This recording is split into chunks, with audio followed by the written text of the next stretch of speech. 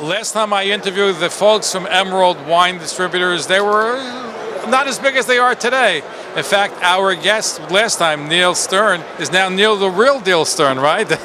He changed his name since the last time we were here. So the company has expanded, it's grown. So tell us about Emerald. Yeah, first of all, Zev, it's great to be with you. Very exciting, and we're back again for another conversation. And yeah, we really truly have expanded. Last year, this time, we were repping one brand and 6 or 7 bottles. At this point, we're over 50 bottles. It's incredible. Wow.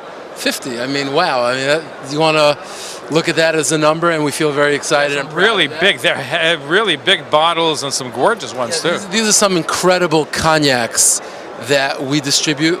If you look at these are rare and unique. And I don't want to scare anybody that's watching this, but a bottle of cognac such as this literally can be in the $2,000 range just for the cognac. Just for him, not with the fancy case. The one with the fancy box is called Godet. So let me ask you this. What's it called again? Renaissance from Godet. So what makes this cognac a $2,000 bottle? What's so special about it? Well, that's a question that really you'd have to really understand cognac. And I'm not really able to really explain every detail of it, but it is rare by law. The term Renaissance and the term extra, it's designated only for bottles that have a certain age. A bottle of cognac like that, I think needs to be somewhere between 100 and 150 years old to get that designation. So it's a fascinating, how they make it kosher. These are long conversations of, the mashgiach was there 150 years ago, checking on it. Who knows? But I want that job for 150 years. Exactly. They're definitely playing the long game on that one. But today, a bottle of cognac such as that can be in that range. Not saying that's does it have to be made kosher 150 years ago in order to get the designation? Right. So that's a fascinating question. Like, how do they maintain a kosher standard? Something that was started so long ago, and that's a lengthy discussion. But bringing it to the finality of it, it is kosher. And anyone can have it, and anyone can enjoy it. And the time I had it, it was just like I couldn't even believe I was drinking cognac from 150 years ago. It was really, really cool. You say you're really drinking up your profits. Exactly. Well, I had to taste it, But that's not all we do. I mean, obviously, we're doing all kinds of wine products. We have wine from around the world at this point. We have wine from South Africa. We have wine from Israel. We have wine from France. We have wine from Italy. So we're really spanning the globe. We have some really cool products that are very cute. Can I grab it and show? Absolutely, you can grab it. This product right here, very cool. It comes from Quebec. So we're just all over the world. This is like a gingria. It's like a very nice, fun. So what our agenda and what our objective, is a better word maybe, was to really find some interesting products, something that's different and unique and exciting, and bring it to the retailers so that they can then go ahead and offer to their customers. And thank God, Baruch Hashem, with all of the lines of wine that we have and all the products that we rep, Baruch Hashem, these products are catching on. So it's really exciting times. You have a really great product. I love the way it looks, those that are watching it on TV. You have a range, so the 2,000 is at the highest price range, or you have something higher? No, that is the highest one. I will say, we do have a bottle of wine that's about $250. I actually broke it open. It's a French wine. It's a Grand Cru Classé, which is again a French designation, making it a certain, it's a certain prestige that the bottle has. A couple of good friends of mine were in my home last Shabbos. It pays to be Neal's friend. He's the real deal. If you go to his house, he'll get the you can sample from the $2,000 bottle. Wine Reb, if you're watching this, you can back me. We're like, what else do you do with $250 wine if not drink it with great friends? So that's what we did, and it was a really great experience. So we got the highest 2,000. What's the lowest priced? Okay, so the lowest bottle of wine that we carry, really fantastic wines. And when we talk about wine, I don't like to call wine cheap. I said the lowest. I was very careful because you can be. You're a pro. You nailed it. No, because just because it's inexpensive doesn't mean that it's cheap. In fact, this wine is from South Africa, Cape Jewel, and it is fantastic.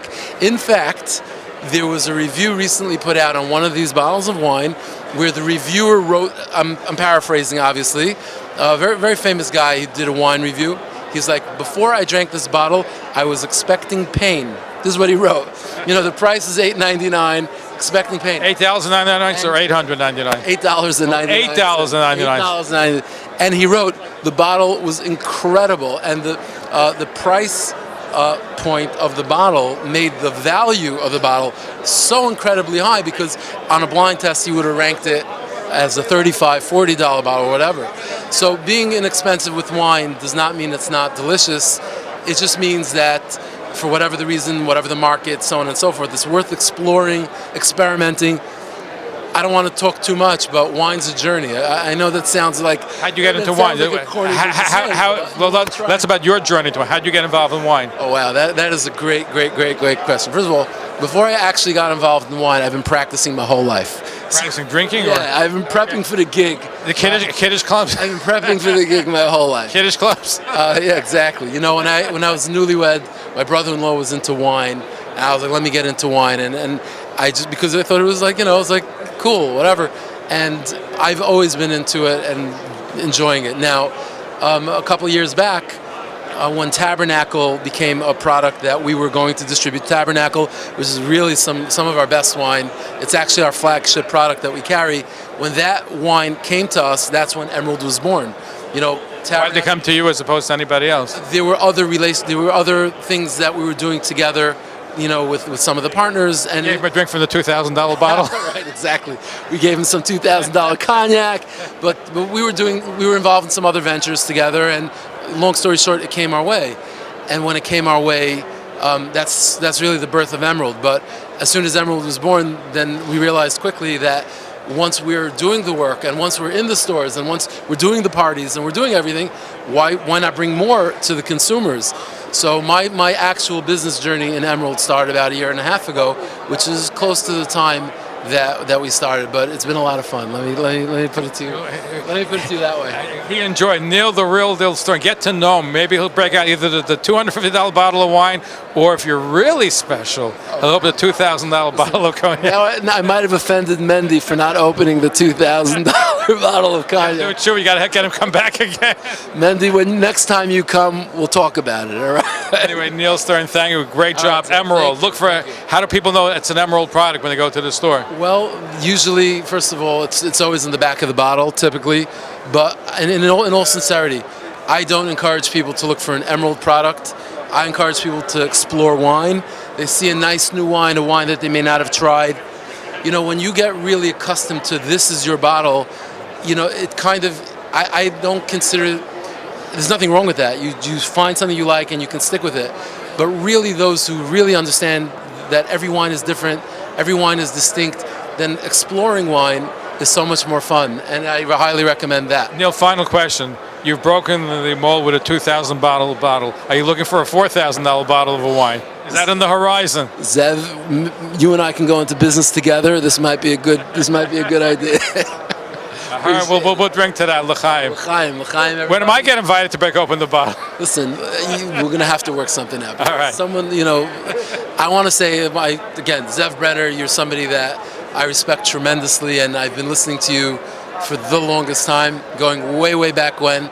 And so, yeah, you're definitely worthy of the top bottle. There's no question. All right, we'll make an appointment to do that. Anyway, meanwhile, you can look at Tabernacle, other fine wines distributed by Emerald. Neal Stern, thank you for joining us. Zev, thank you. I appreciate it. Thank you.